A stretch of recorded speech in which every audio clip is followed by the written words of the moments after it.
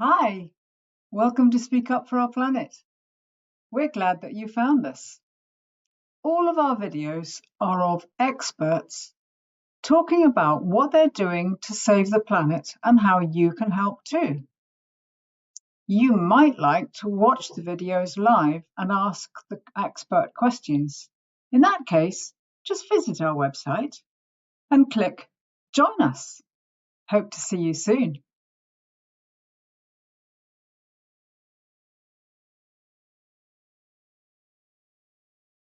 So I'm going to introduce our speaker. Now, you will have noticed that this is a very exciting moment. It's a first. It's the first time that our speaker has actually been a member of the Speak Up for Our Planet team. So we're very much looking forward to that. Sarah is part of the Third Age Trust's AI Subject Advisor team. Very grand title. What it means is that she has spent a lot of time helping people in the U3A community to understand AI, what it is, how to use it, how not to use it. She has led workshops and briefings across Chiltern U3A and beyond, helping people to explore the potential of AI. And she brings clarity and curiosity to this extraordinarily fast moving and fast changing field. And she's been a member of the Speak Up for Our Planet team since 2023. So she's particularly taking an interest in how AI can support positive environmental and social change. So Sarah, if you're ready, I would like to hand the stage to you. Jane, thank you very much. And thank you so much for a lovely introduction. That was splendid.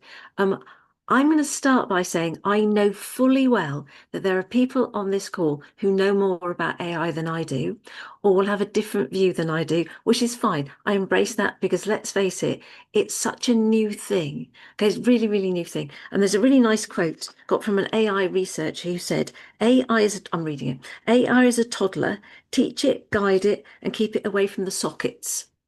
Which I think is kind of good because let's face it, it is so young, it's going to make mistakes and it does all the time. Okay, so let's think in the back of your mind, just remember anything you get from AI might well be incorrect. That said, a confession now, I've used AI to develop all the information for our session today. Now, the way I've done that is to use many what they call chatbots. So you'll have heard of probably ChatGPT. Now, ChatGPT is only one of very many chatbots. So these are things that are set up to basically have a conversation with.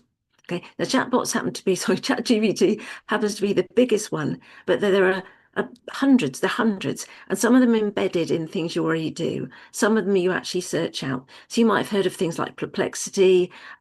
There's a thing called ChatGPT, obviously. Then there's Gemini. There are just many, many others, and you'll find your favorites. Okay, there's one called Midjourney. If you like doing photographs, Midjourney is apparently the best. But seriously, there are loads. So what I've done is I haven't trusted them. So I've put my question in to ChatGPT as it starts with, what do you think about the impact of AI on the climate? It gives me a load of information. Then I realize I've asked the wrong question because the question is way too broad and it can't cope with that.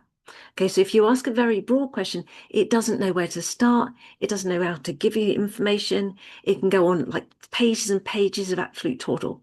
Okay, so you need to ask a very specific question. So I reframe that as, thinking about yourself as an expert on climate change, speaking to people who are already well versed and quite interested. Can you tell me? And then framed a very careful question. Then I used exactly the same phrase with other chatbots, and then they came out with things that are fairly similar, but not the same. Okay, now my way of handling that is I tend to then put them all together as one blob and then put that back, and I use ChatGPT, put that back into ChatGPT and say, sort that out for me. I want you to identify the common areas. I like you to identify the areas of disagreement. And then I would like you to, now this is a very important one, then I would like you to tell me how confident you are in your answer. Now, if you ask it to do that, sometimes it's a good idea to give it some guidance. So 100% is 10 out of 10. Okay. Not sure at all is like a 5 out of 10. totally clueless, but doing my best, is kind of 0 out of 10. And it will tell you. What is so weird, it will actually say to you, I'm sorry, I haven't got a clue, but I've given it a go. Okay, now what will happen with ChatGPT is it's very, very motivated to give you an answer. And therefore, it will give you an answer to whatever, even if it doesn't really know. Okay, now when I say does it know, all it can do is search its database. And it can't kind of add things, it can't extrapolate, it can't really kind of get creative. It can only tell you what it thinks it knows. Okay, so ask it how confident it is. And if it comes back with 100%, you're in clover. If it comes back with 80, then you know you have to be careful. And actually, occasionally it will actually say, check your answers, or check your source, or check somewhere else. Now, I kind of thought at the beginning of all this that ChatGPT and the other AI chatbots were where you tested things. That's where you go. Apparently not. Some of them, yes, and it depends on the question. Now, this is exciting and disappointing. Now, the guesses, if you like, the well-known phrase for that is hallucinations. So what happens is, and ChatGPT always goes positive, by the way, on the hallucinations, and it will tell you what it just sounds friendly. But it's a bit weird. Now, of course, what that means is that rather than just taking everything on surface, you have to check it out. Now, going back to something that Jane said, there are such thing as people who call themselves AI vegans. Now, in the same way as a vegan doesn't go anywhere near anything to do with animal products, an AI vegan tries not to go anywhere near any AI stuff. Okay, now the reality is you can't do that. You can't do that. It's out there. It's round. It's around you and has been for a long time, and therefore it's not possible. I can certainly understand them resisting going into some of the chatbots and asking questions. Totally understand that. But actually, all around you all the time, there are AIs. And that's something I think is worth remembering. Now, here's Rosie, my assistant, my lovely assistant. Could you put my slides up for me, please? It works. Yay. Oh, this is cool. Right, this is my introduction. It's really funny. Third Age Trust, and maybe you're a member of it as well, the U3As. There's 400,000 to 500,000 members in the UK, and we are virtually invisible. If you bump into people and say, have you heard of U3A? They'll very often scratch their head, haven't got a clue. What you can do is you can join U3A if you're no longer in full-time employment or tied up with everybody else. Okay, so basically, what you'll find is there are like 500,000 people around there who are secretly going around enjoying themselves, and you could join. I think I just saw a question there saying, what is AI? Could you go to my next slide, please, Rosie? It's almost like I was set up. AI is artificial intelligence, and that was very bad of me to use the abbreviation straight away. Artificial intelligence is the simulation of human intelligence. So it's not ours, it's a simulation. And by definition, it is we built it, we fed it without realizing. And if you find it, it's trying to be like us, and therefore it can sort of talk to us and chat. So if you go to Google, and imagine loads and loads of people go to Google who come to this group, you put a question into Google, like tell me about, I don't know, coffee makers. And sure enough, it comes up, and that's absolutely fine. But actually, it's more about selling you things than telling you anything handy. Whereas if you go into an AI, an artificial intelligence bot like ChatGPT or Perplexity or any of the others, it will start having a conversation with you, saying, that's interesting. What do you need to know? And you ask it another question. I'd like to know about it's cheap, all that kind of stuff. And actually, you can have a literal conversation like you're facing a friend, which is very weird. Now, what you'll find is that, again, we're back to its best guess. Sometimes its best guess will take you in a weird direction. Now, this is why you have to be so careful with any of these artificial intelligence things. And let me give you an example that don't ever ask it about a health thing unless you're going to check it out. So somebody asked a question about their health situation, didn't give them a lot of information, but the artificial intelligence concerned basically said they should eat a lot of salt, like lots and lots of salt. And so they thought, oh, okay, interesting. Hadn't really thought of that. But after all, a computer told me, therefore I should do that. And they started putting on loads and loads of salt onto their food and made themselves ill, like really ill, and ended up in hospital. So do not put loads and loads of salt on your food, even if an AI tells you, because actually, again, it was its best guess. Okay, that happens, and you just need to be very careful. Now, bear in mind, if we go into what artificial intelligence is, and Rosie, could I have the next slide, please? It's easy to think it's new because it's new in the sense it's out there in your face now, but it's actually been around since 1940. So in 1940, stuff started to be done which looks like artificial intelligence. In other words, it's one of those algorithms that says, if this, then this. So if I say to you fish and, you'll say nothing because you're muted. You'll say chips because it's one of those things we a habit of doing, haven't we? It's Marks and Spencer's because those are things that are just out there. So since the 1940s, computers have been able to do that kind of thing. Now, what's happened since then is that the AI world has become much bigger because of social media. So if you can imagine, the way AI learns about fish and chips or Marks and Spencer's is it looks at all of our postings and everything on the internet and it says, do you know, I can see that in most of these cases, when somebody mentions fish, they also mention chips. And so that becomes an algorithm habit. When they say, I don't know, coffee makers, what they usually mean is the drink. Okay, and it starts to make those kinds of links. Now, it didn't have that much information to work with before, but since we've been on social media, there's tons of it, just tons and tons and tons of it. So basically, it's out there looking all the time. So every time you're on one of your social media things, if indeed you use them, basically every time you post something, AI is using that information to train itself, which is kind of interesting, isn't it? Because you think, well, I wonder where that is. And it is across the world, across the world. And it is interesting. Now, next slide, please, Rosie. And now this is the jolly bit of artwork, I hope. Yeah, here we go. Now this is where the AI vegans come into their own, isn't it? Because actually there is a danger that AI, because we've all seen the Terminator, we've all seen iRobot where it all goes terribly wrong, that maybe it's dystopian hellscape, there, because it could be bad. Equally, it could be fantastic. It could be really helpful. But actually a lot of that's going to be down to, well, down to us, but down to the bigger world, really, which is it's happening, and it's happening whether you want it or not. Yeah, then, um, you're going to find something later in my presentation which is going to make you cringe. Okay, so bearing in mind, I have used this AI to help me to develop this presentation. Um, as Jane said at the beginning, I do a lot of work within U3A, helping people to get comfortable with AI and how to use it. And one of the ways to help them be comfortable is the next thing you're going to see. And Rosie, would you like to share, please? Now, what you'll find is when you're playing with AI, any of these artificial chatbots, you can get it to do all sorts of things.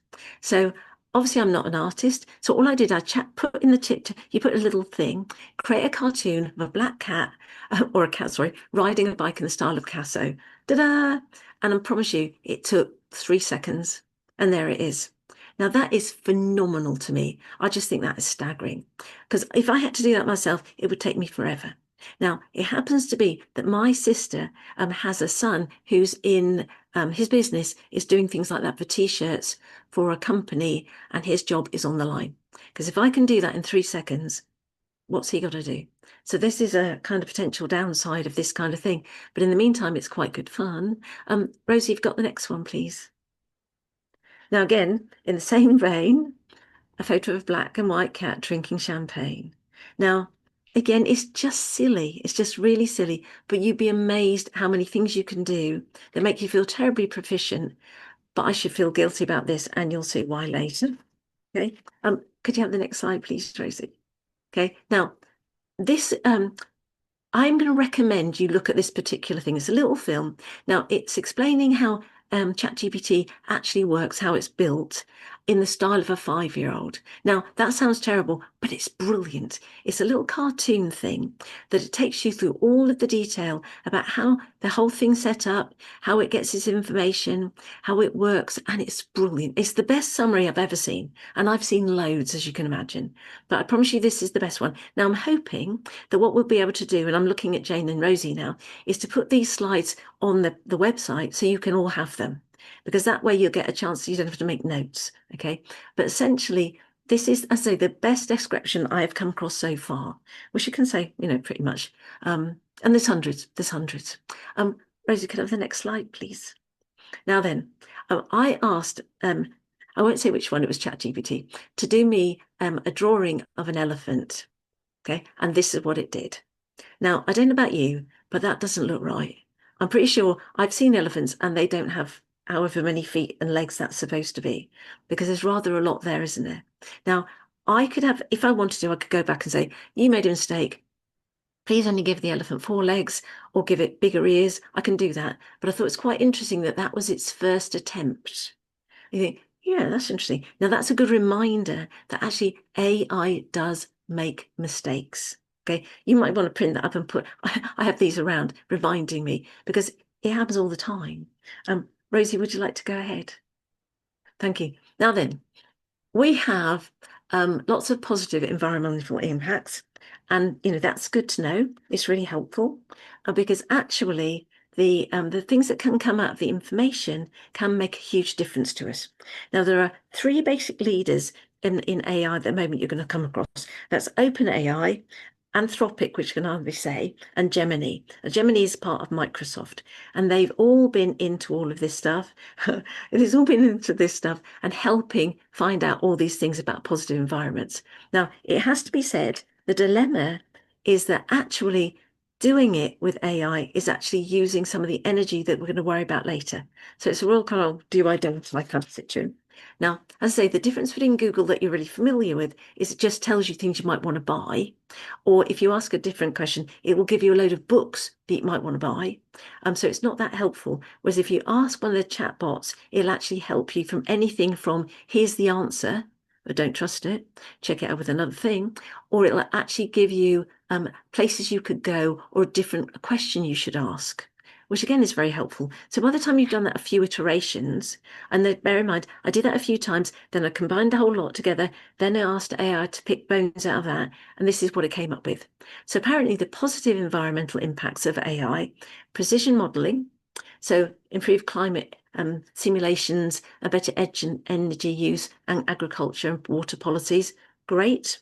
Optimizing resources, anything from when you put in your AI, not your AI, your car that you want to go to such a place, it takes you in a more logical route. So apparently you save energy and you save a planet by using less petrol, which is good.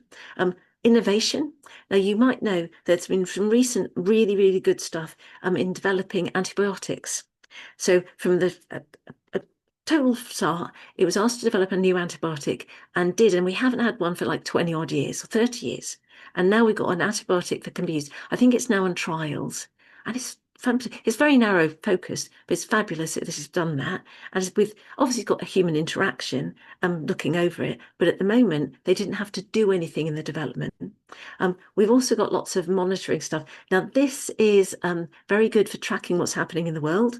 So we've got deforestation, anything to do with biodiversity issues, which is very, very helpful because it gives a load of data that we can do things with, and loads of other stuff. But those were, I thought, one of the highlights as far as I was concerned. Now, this, as I say, came from accumulation of lots of these things.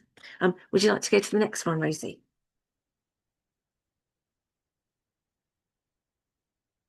Okay, now again, in this sense, AI could be the best thing ever or could be a bit of a disaster because it uses so much resource, so much energy, and therefore it could be very negative. But let's stay with the positive for a little while, but let's look at the other stuff. Rosie, could you pass it on, please? Um, what you've got is artificial intelligence is having a little dangle in everything.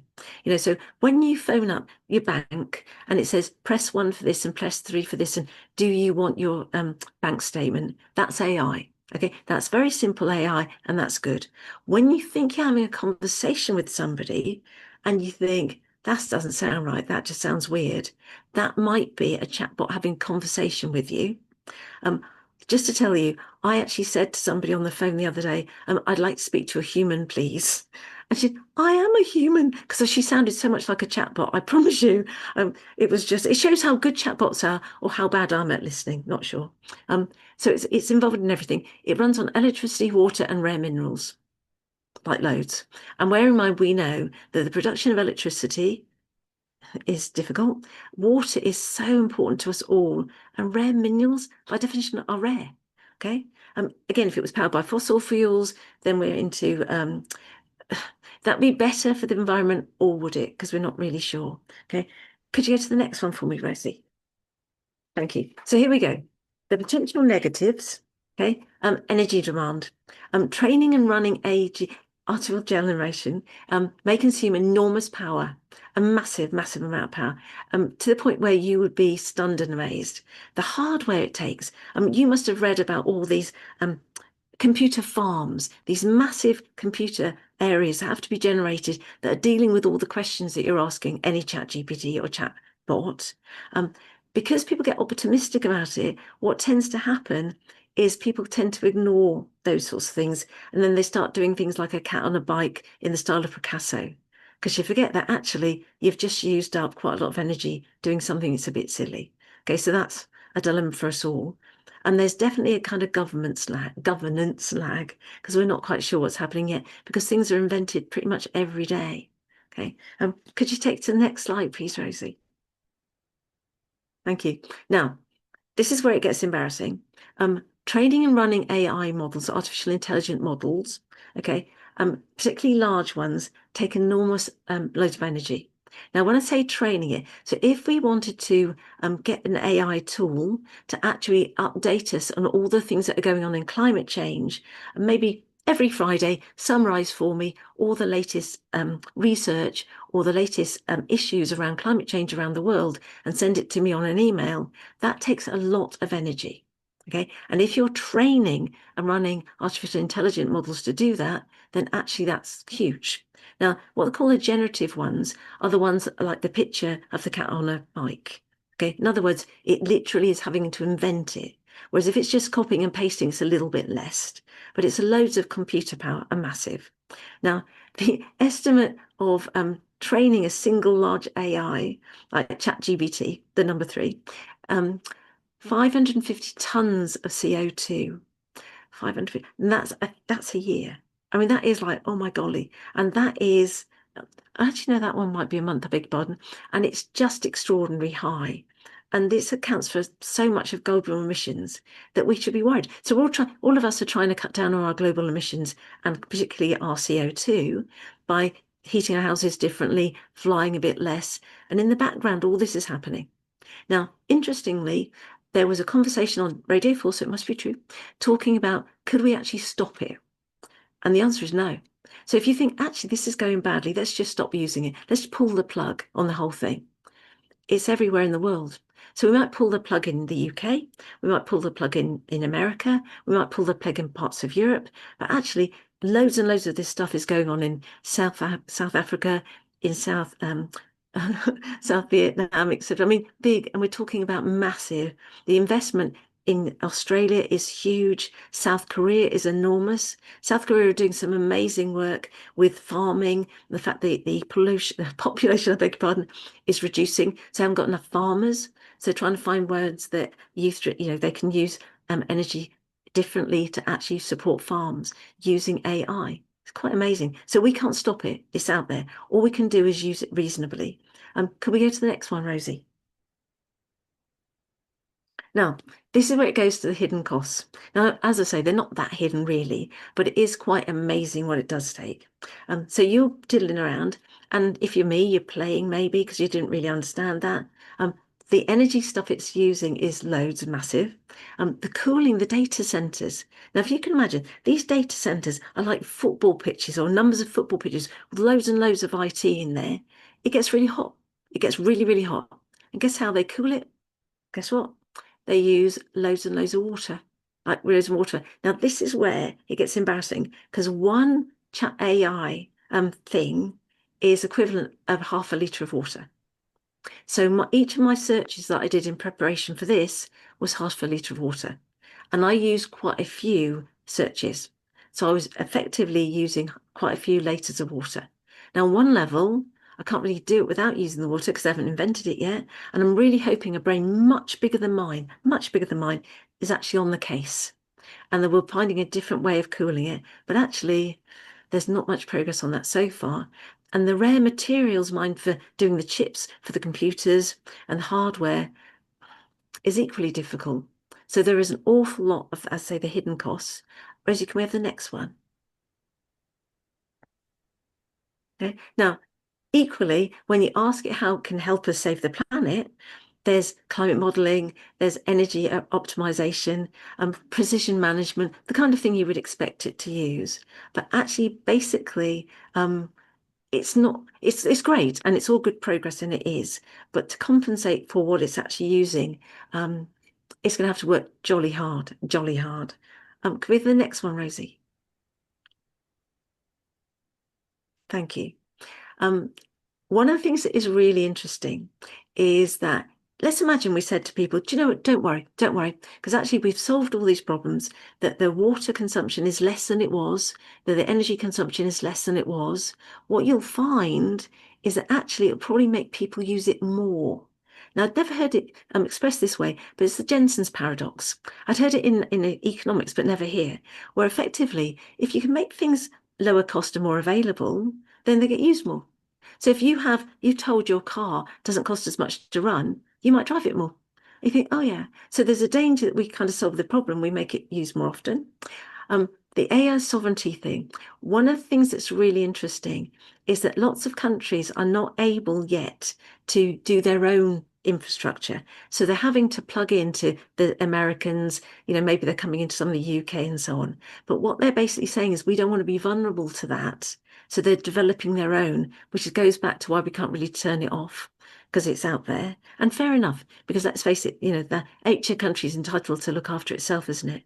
And of course, the benefits depend on what artificial intelligence is used for, because there's so much of it's actually used just for entertainment and fun, rather than actually applying it to science and needs. But that's just a thing we need to be aware of. Rosie, have we got the next?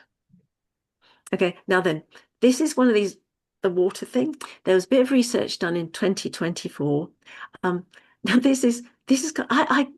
not very good with millions of people. I can't really imagine what that is. That's more than a football team, isn't it? I mean, that's a lot of people. But apparently, weekly, more than 700 million users collectively spending more than 2.5 billion messages per day. And now that is half a litre of water for each interaction. Ooh, that's a lot, isn't it? And that's quite scary. And actually, most of that is trivial stuff, sadly. Rosie, can you go to the next one for me? Okay, now what we can do, of course, is to recognize that actually, and I can quote you some quotes really, which I'll put on the slides that I'm going to show you later, or put in the slide later, is exactly how it gets used. There's a lot of people who think, well, surely they're going to be folks at work. And yes, there are those, but there are an awful lot of people who are just using it for doing Picasso on a mic, which is fine, it's up to them really. But actually, there are fewer and fewer people than we think using it in a way we think is focused. And actually, what you'll find is that I say people are not necessarily checking out what they're doing, and by having to check it out, they're using yet more. Now, can we make it climate friendly? If we use renewable energy, absolutely. If we can make it more efficient, the AI models that we use, and there are bigger brains than me working on that. It's quite important, I think, that we as a population start challenging these companies on what they're doing. And also perhaps putting them under less stress by using less inquiries. Um, and that's difficult. And there might be, I used to phone my dad. Back in the day, if I had a question, I'd phone my father. Then I started to do Google. Now I do it directly to AI. Well, I could go back to phoning my father or picking up a book. Oh my gosh, wouldn't that be old-fashioned? But actually, that's good. Now, you may be aware there's a lot of concern about kids using AI to do their homework. And one of the things that's happening is they're now trying to find ways of actually sussing out whether they're using AI. And at first it was obvious, apparently, because there were no spelling mistakes. And there's loads of kind of the ways they used long dashes rather than short dashes, little things you could see, obviously, but they're getting canny now. And kids now are actually using it differently and being able to say, please write this like a 15-year-old. And it's being able to do that. So schools now are getting AI to develop a way to test whether the AIs are being used to write the essays. So go, okay, that's weird. So they're actually doing it now to the point where schools are actually saying, do you know what? We're going to make the kids actually do their homework in school with a pen and paper and get on with it. So they can actually be seen to work. Very soon we're going to get them back in school using chalkboards and a pull out, piece of paper, aren't we? This is just going to be ridiculous, but it's just the way it goes, really. Now, Rosie, can we have my next slide, please? Now then, again, this goes back to only using the all tools, I should say, when it's really added value. So when it is a complicated thing that you're wanting to sort out, let's support renewable energy, keep our devices for longer, tell them to cut waste. I ask the AI companies to cut their waste and demand that companies disclose when they're using their AI and how they're actually compensating for that. All that. Do you remember there was all that plant a tree if you're using such and such? Well, I think we need to plant not more than trees. Last slide, I think, Rosie. Yay! AI is powerful and it mirrors our choices because basically it's going to do what you ask it to do. And what we need to do is ask our governments to do what we want them to do. Now, what you might have heard in the press and so on recently is that actually a lot of these AI companies, the ChatGPTs of the world, the Perplexities and so on, and the companies behind them have overextended themselves and actually built too many of these great big computer centers. And they're not actually making enough money to carry on running them. And there's a danger it's going to kind of implode. So that's going to be the next exciting stage, I suspect. And on that happy note, Rosie, Jane, any thoughts? Thank you, Sarah. Wow, that covered a lot. We've certainly got some questions. So we'll start asking you some questions, I think. And if anybody else has questions they want to put into the chat, they should do so. Willem was first off. Can seawater be used to cool? That's a really interesting question, and I know it has been investigated. I don't think it is yet because, of course, it has corrosive properties. That's a problem, isn't it? And particularly, it's near delicate IT equipment. That has definitely been looked at. Yeah, I heard that it has to be very pure, very Mm. clean water, unfortunately, at the moment, anyway. And of course, to purify anything to do from the sea takes a lot of energy in itself. So Henry has written quite a long comment here, which isn't so much a question, I think, but she can correct me if I'm wrong, really probing the issue of asking very, very precise questions, asking the right question to get the kind of answer that you're really looking for, Mm. and checking one answer against another. Henry, please correct me if that's not what you were trying to say. Well, What? it Yeah, could go be on. incredibly useful. I think AI might be more useful to support people, makes our society more inclusive because people could put their ideas and it might be arranged in a report and things like that for them.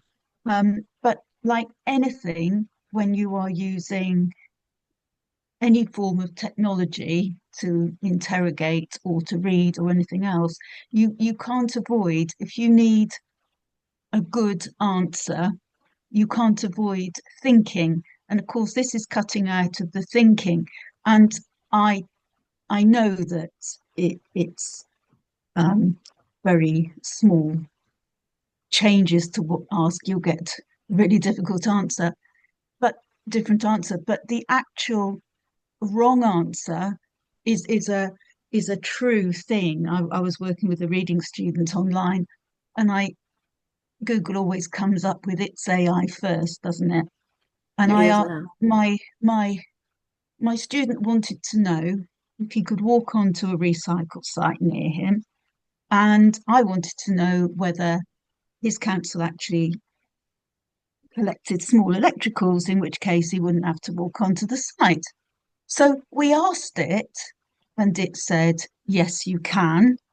And then I went directly onto his local council site, not the neighbouring boroughs or whatever. And the answer was he couldn't. Mm. So, it doesn't, it's too vague. You're always much, much better to teach people to search properly. Like you want to know the answer to something about your council's rubbish collection, go onto your council's Ask the website. council. Yeah. And even, I mean, I've done quite well, already done a number of sessions on AI because some people are concerned about its impact in academia, but I think everybody would just change their assignments, to be honest. Yeah. Yeah. And it's what they should do. Yeah. But Thank you. it's not brilliant. So I wouldn't use it to ask Google. And if I wanted instructions as to how something worked, rather than to buy a kettle, the same issues with Google. You put in the words you need, which is a problem for a lot of people in pulling precise language or Mm. knowing enough English, but you get back what you put in, Yes. essentially. Yes, absolutely.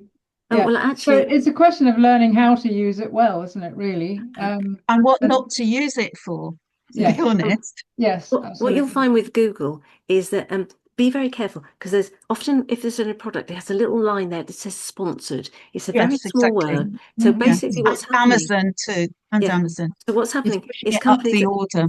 companies are paying lots of money to be seen first. Now, in my naivety, I thought the ones that were shown first were probably the most popular and maybe therefore the best. That's not true at all.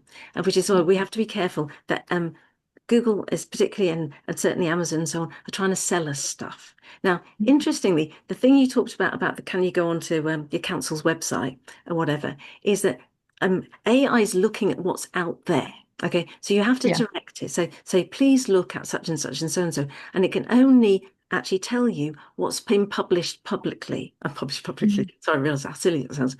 So actually, it could be that maybe there's an old one out there that gives you the wrong date, the wrong location, and therefore it can be wrong, which is why you need to double check everything.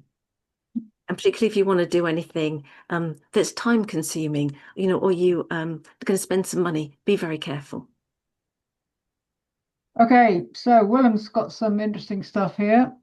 Do you agree with this? If anyone builds it, everyone dies. Is that a book, Willem?